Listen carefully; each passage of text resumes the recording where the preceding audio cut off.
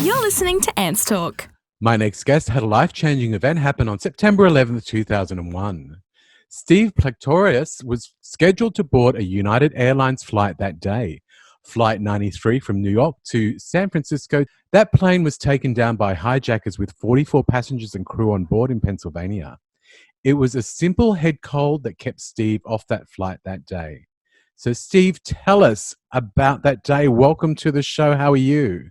Anthony, I'm very, very well. Thank you. And thanks for having me on your show. I really appreciate it. Oh, it's our Lovely pleasure. to be here. Lovely to be here. Yeah, look, it was a seminal day for me. A seminal day for me, I should say. It was a seminal day for, I think, the world, really. Notwithstanding my American background, I believe it was a day that shifted world views, not just U.S. views or American views. I was in New York City, having gone to Canada previously with Gatorade to race the Ironman in Canada with my dear friend David Knight. And after the Ironman, we went into New York City to spend the weekend. And after the weekend, I was going to catch up with my family. And between the traveling and the Ironman, as you mentioned in the introduction, I picked up a pretty nasty head cold and spent the better part of the morning on Monday talking to United Airlines to change my flight. And unbeknownst to me, what was going to happen the next day. Yeah. And it took some time to change the flight because it was last minute and it was a corporate booking. But I got a sympathetic supervisor who switched the flight for me. And one of the incredible realizations that I've had after that day was that, I spent some time Monday morning changing that flight. And it's very likely that people spent time Monday morning booking that flight. Yeah. So how does that work? And that was one crazy. of the big questions in my life. Yeah, it's one of the big questions that stayed with me for a long time after that day. So I was there in Midtown, and it was surreal. It was just absolutely surreal. And I didn't know at the time that was the flight that I was on. There was other things that were happening. I got out of the city as quickly as I could, and I got on a bus headed towards New Jersey, where my family was. And the sight was incredible. The New Jersey Turnpike, which is 4 or 5 lanes in each direction. There was only traffic going one way, and that's out away from the city. And there was just this steady stream of emergency vehicles and first responders going the other direction, from Manhattan all the way through to Princeton, New Jersey, where I was headed. There was no traffic eastbound on the New Jersey Turnpike, except first responders and emergency vehicles. And it was a surreal time. Yeah. It was I've never been in a war zone, and I don't know what that's like. But I can only imagine that it would be something like that. And it was frightening. And, get a look at this face. I don't look like somebody who would frighten pretty easily. but I was scared shitless that day. I mean, even here in Australia, I was watching it live on TV. And I just spoke to another guest recently on the show who was actually in at the bottom of the towers when this all. Yeah, I heard. Yeah, I listened to that podcast. Yeah, I listened to it. Yeah. She was amazing to speak to. But even with her, I said that we were here in Australia, and we felt the dread and the fear. I really did think that this was the end of the world. I thought it was going to start happening in Sydney, and I was right in the city of Sydney, and I thought, oh my God, all of a sudden it's going to happen here, and I was literally just waiting for the time. It was such a bizarre and horrible time for everybody, I think. Yeah. And you would be right to think that, because if that could happen in New York City, why couldn't it happen anywhere else? And look, fast forward fast forward how all these years, on smaller scales, it is happening in Yeah. big cities everywhere. Whether it's whether certainly not planes flying into buildings and 3,000 people losing their lives at a time, but what was it?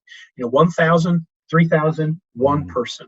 It's exactly. just it's just still happening. So I managed to get out of the city, and I was fortunate enough to watch all of this crumble from afar. And my business partner in Sydney at the time worked diligently to get me a Qantas flight out on the Thursday.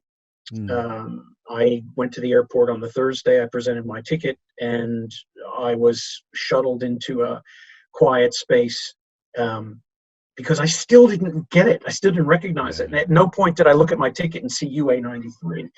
And I was shuttled into a private space and was asked if I was okay. And I said, "What are you talking about?" And that's when I realized that it was Wow. UA93, which was the flight that the passengers took down. Um, Sorry. That's okay. I can understand. It would be very Yeah, sorry. emotional. Yeah, so I didn't get out of there. I don't think I got out of there until Saturday or Sunday. I can't really remember. Um, and came back to Sydney and just started asking myself, why me? Yeah. Why was I spared? I guess, for lack of a Mm. better word, or yeah, why was I spared? I mean, Because I again, suppose that's a question that you would ask yourself. Is it that I was spared? Was it luck? Was it destiny? I mean, so many questions that, yeah, would be in yeah, your head. I mean, even Rebecca that I spoke to just recently on the other podcast, she went through a terrible time with guilt, survivor's guilt. mm, yeah, You know, yeah. she's battled with that for many, many years. I can imagine. Well, especially given she was in it, Yeah, or yeah, that she was a hell of a lot closer to it than I was. Um, but that was the question that I grappled with for a while. Why yeah. me? Why me? And again, that thing that I said about the fact that I had to kind of argue with the airline to get off the flight. I'm sick, Mm, I'm coughing, I'm sneezing. I was like, can't you hear this? And finally somebody said, yes, we get it. And surely somebody at the same time was saying, I've got to be in San Francisco yeah, tomorrow. yeah, And that person never made it to San Francisco. And I, with the grace of the universe, or whoever's in charge, yeah, because it sure as hell ain't us, yeah, brought me home and set me up for uh, the next phases of my life, which have been even more extraordinary than the first phases of my life, which I thought were pretty cool. yeah. But I hadn't seen anything yet. So um, So, do you I was think that? running an. Sorry, Go ahead. yeah, I know you were running an advertising agency. Yeah, I I actually was read. running an advertising agency. Yeah, and So, which one was I that? Was that based in Sydney or was that? yeah, it was called the agency was called VCD, the Virtual Creative Department, and it was a B&T Advertising Agency of the Year in 1998. It was a great little creative shop. George Betsis and Simon Reynolds, quite a two guys that were kind of legends, especially Simon in the ad business. I had the really good fortune to work with those boys, and used to run more or less the business side of the agency. And I just woke up one morning, maybe I think it was in mid-October, about a month or so after this whole thing, and I looked at myself in the mirror and said, frankly, I just don't give a shit if people drink Diet Coke or Diet Pepsi. I really don't care, and it wasn't, and that's not a metaphor, because we had the Diet Coke business at the time. Yeah. We're this tiny little agency in Sydney, and we were the only unaligned agency on the Coca-Cola business. Wow. And I thought, nope, I don't care. I really don't. I've got all this God-given talent and horsepower, and I'm investing it all in helping people decide which diet drink to, or which Yeah. sports drink, or Which soda to drink? I don't care. So I met with George, who is a dear friend, has been and still is a dear friend. And I said, gee, mate, I can't do this anymore. And he said, off you go. So I went off and launched a foundation. I launched a charitable foundation with an athlete, a wheelchair athlete called John McClain. Extraordinary story, John McClain. Probably the preeminent distance wheelchair athlete in the world from the mid 90s to the late 90s, early 90s to the late 90s. And John had a small foundation based in Penrith that was dedicated to raising funds for children's wheelchair sports. It was all dedicated to kids in chairs and sports. That's amazing. And I'm sitting at Hugo's. You might remember Hugo's. Yes, I know Hugo's very Cross. well. Yeah, I'll bet you would have. So we're in Hugo's one night. David Knight, the guy I was in New York City with, and John McClain, and I was just, having one of those nights after this event, and I said, boys, I don't know what I'm going to do with this. What do I do with this chance, with this experience? And being the opportunist that John McClain is, he said, I know what you're supposed to do. You're supposed to come and run my foundation for me. Oh, and I said, okay. And dedicated the next year to launching John's foundation nationally, which we did through an event called Kilometers for Kids, which would have been in 2002, would have been one of the first long distance bike ride, ride your bike and raise money for a charity events. Now you've got Tour for Cure, and there's all sorts of them. But the Kilometers for Kids was one of the very, very first of those. And I think we raised about $600,000, which got John's foundation. And that foundation, which I was executive director of for quite some time, and then advisor to John for quite some time, that foundation has raised just a little over $4 million over the years. And every one of those dollars goes to kids in wheelchairs. That's incredible. Wheelchair sports, a new wheelchair. So, that was the first thing that I ended up doing after the 9/11 event, and it was very fulfilling. It was a lot more fulfilling than moving Diet Coke market share 0.002%. I bet you. I don't know if you have heard of Quentin Kenihan. No. So he was a lovely gentleman. He only passed last year, and he had a disability and was in a wheelchair for most of his life. He did an interview years ago on many of the TV shows, but Mike Willesee was a very close friend and did an interview, etc. And he actually, a lot of his life, he really worked at getting more things for people in wheelchairs. I mean, he was looking at the ramps that go down to beaches so they could go for a swim. But he was really working on a disability play park here in Adelaide. And really wanted to build a park for children with disabilities who could basically go there and utilize it and have full function of it with whatever disability they may have. Well, he then passed, but the beauty of it is that his family and the council and the government here helped to push that through, and it's actually going to become a reality, which I think is just amazing because... Yeah, there's something pretty special about those kinds of people, isn't there? Yeah, definitely. And I feel really, really fortunate to have had the opportunity to help John visualize his dream of having a national charity. And in all fairness, Anthony, I don't think I probably would not have done that. No, I know I wouldn't have done that if I didn't have the experience in New York City that I had on September 11th. It just wouldn't have happened. Yeah. I probably would have just, I would have moved from diet soda to toilet paper or something like that, Yeah, no, I agree. Like, really? Yeah. Who gives a shit? No pun intended. It's so true. It is so true. I mean, I remember many, many years ago, I was actually working for a promotional agency, and they got me to work on the launch of Tab Clear. I don't know if you remember Tab. Now that dates you. That dates you, mate. That really dates you. I wouldn't admit to that if I were you.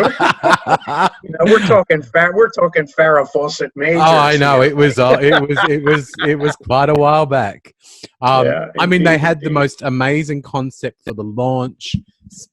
I would hate to think how much money on doing this national launch. And as we all know, it ain't around No, anymore. it isn't. It didn't But really it go had a good anywhere. run, though.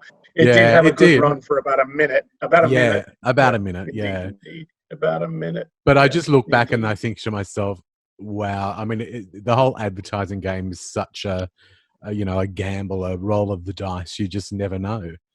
Yeah. Yeah, look, I spent a fair bit of time in the agency, but I have to admit I was probably never that great an ad man because I'm Mm, just too blunt. I'm too honest. I yeah, think you have to be, and there's a difference between marketers, and ad men. yeah, You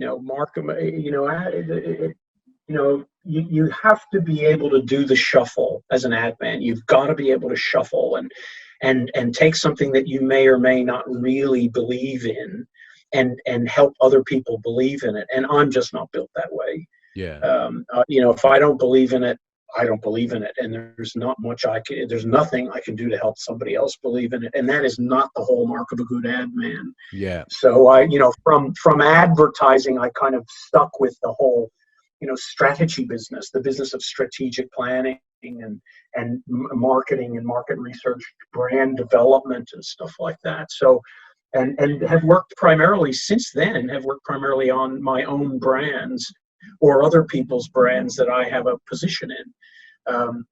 And if I didn't believe in it, I just didn't take it on. I can't remember how many times I've said to people that reached out to me with a good idea, gee whiz, that's a good idea, but don't quit your day job. This, stick with Australia Post because that idea is just going to cost you money and end in tears. So, yeah. um, so that's kind of how I've evolved, I guess, as an entrepreneur. I evolved out of that space of belief. This is Ants Talk. Talking about your other ventures, you're also involved with Dr. Mark's, is it Hygiene? Hygiene, that's right. Yeah. Yep. Yeah. Can you tell us about that? Yeah. I'll try and tell you a little bit about it. You crap on for hours about this brand. I mean, I've launched my first business when I was 14 years old. My first company when I was 14 years old is an actual company registered in Delaware because that's where the tax advantage is in the United States. 14, I did that. And I've kind of been a serial entrepreneur ever since. And dare I say, 7 startups later, this is the biggest thing I've ever done. I had the very good fortune to meet a dentist called Mark Weatherspoon, Dr. Mark Weatherspoon, arguably one of the most successful rural dentists in this country. Had a dental practice in Wagga Wagga called Best Street Dental. Wow. Big practice in rural Wagga. And Mark rang me and said, look, I've got this idea for a denture cleaner. And in typical fashion, I said, hey, don't quit your day job. Mark, don't quit your day job. You got a really good business down there. You're probably making really good money and just stick with it, And he said, no.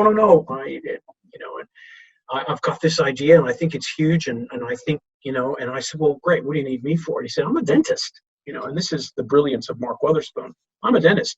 What do I know about brand building? What do I know about strategy? What do I know about intellectual property? What do I know about e-commerce? I don't know anything about that stuff. I know how to fix teeth.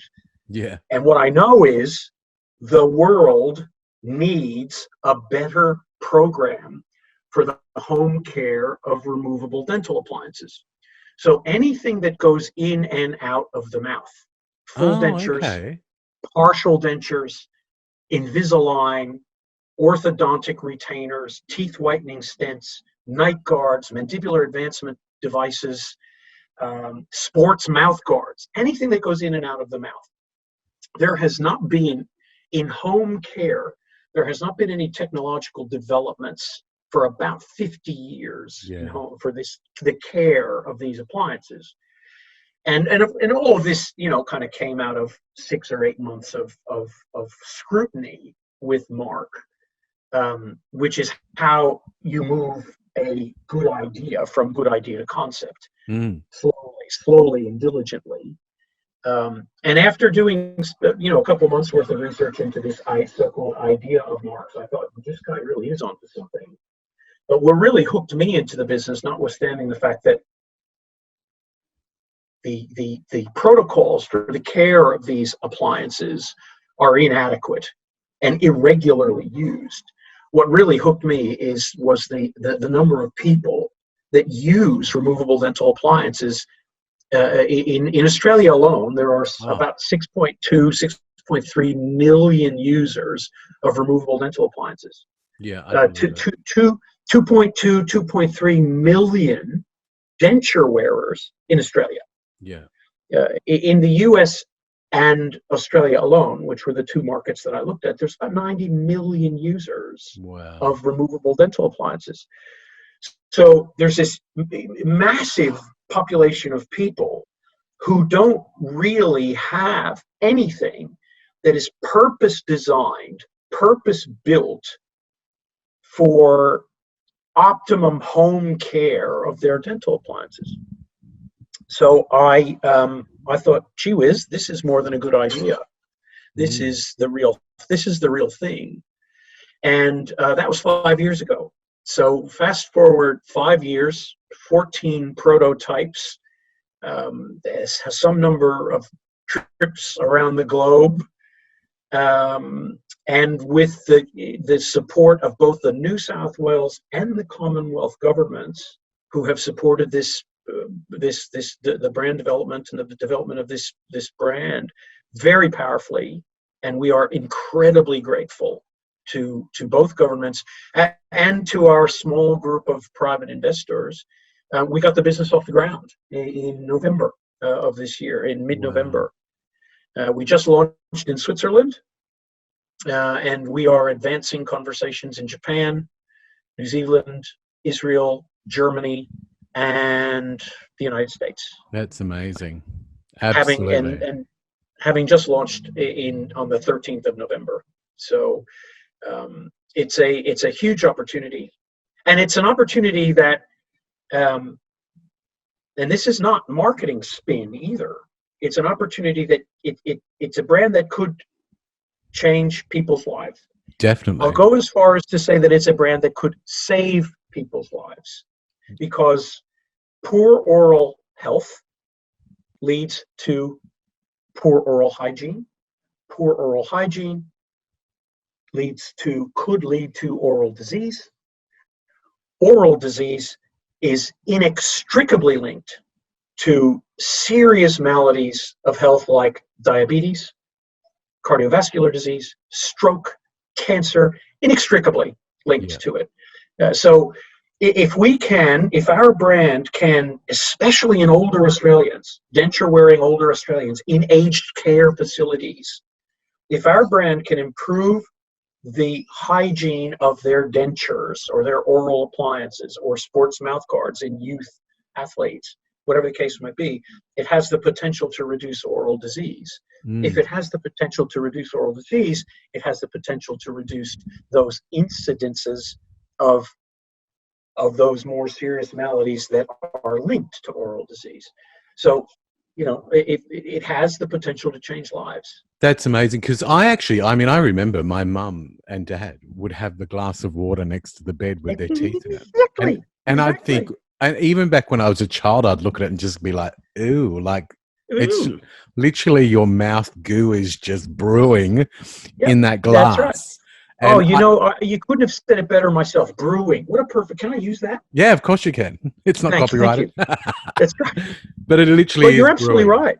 Yeah. That's what's happening. And that is, by the way, Anthony, I mentioned technological development. There's all sorts of developments in removable dental appliances. The advances in materials and efficacy of dental appliances. It just keeps advancing and keeps getting better, like all technologies. And what's not gone along with it is how you take care of them. No, it's so true. Our competition, and we learned this in our consumer and clinical product trials. Our main competition is the toothbrush and water. Toothbrush and water. That's what primarily people use to clean and behind toothbrush and water is toothpaste. Yeah. Well, toothpaste is got some antibacterial properties, but it's not designed for acrylics and plastics and No. polymers. It's designed for dentin. It's designed for teeth.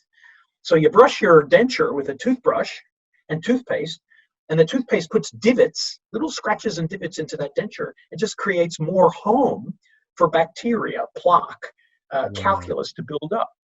So the last technological development in the home care of dental appliances that I'm really aware of is in the late 60s when, the fizzy tablet, the sodium tablet. I was actually just going to mention that, yeah.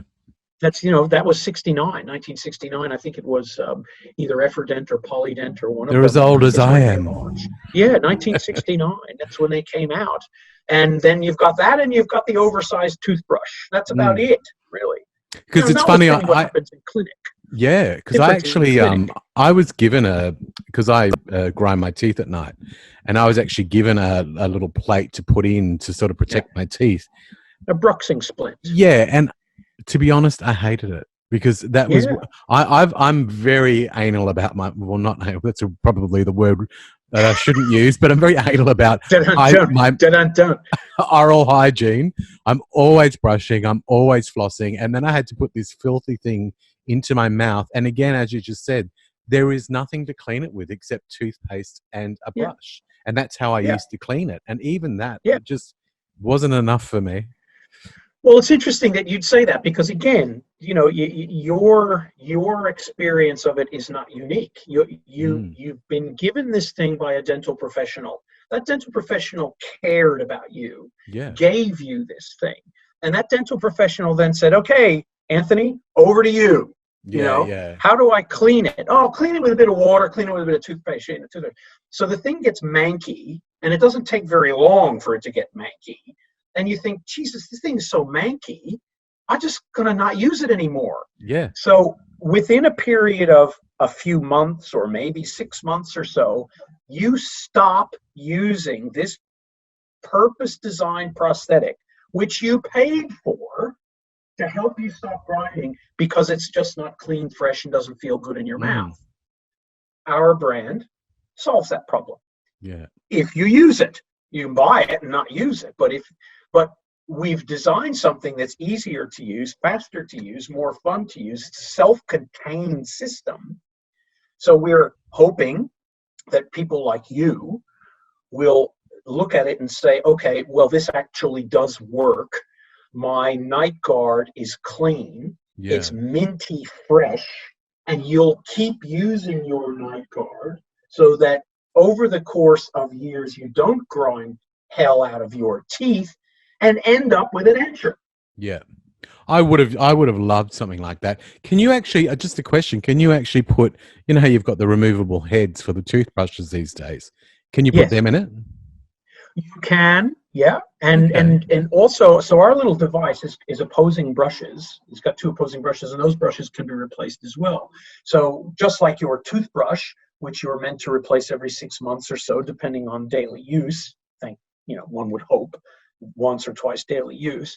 The same with our device, every 6 months or so, the brushes should be replaced with new brushes. So another one of our most frequently asked questions is, can I put the Hygiene into a dishwasher? Of course you can, sure, go for it. It's dishwasher friendly. Oh my God, that's amazing. So that's what I'm currently doing. Yeah. That sounds great.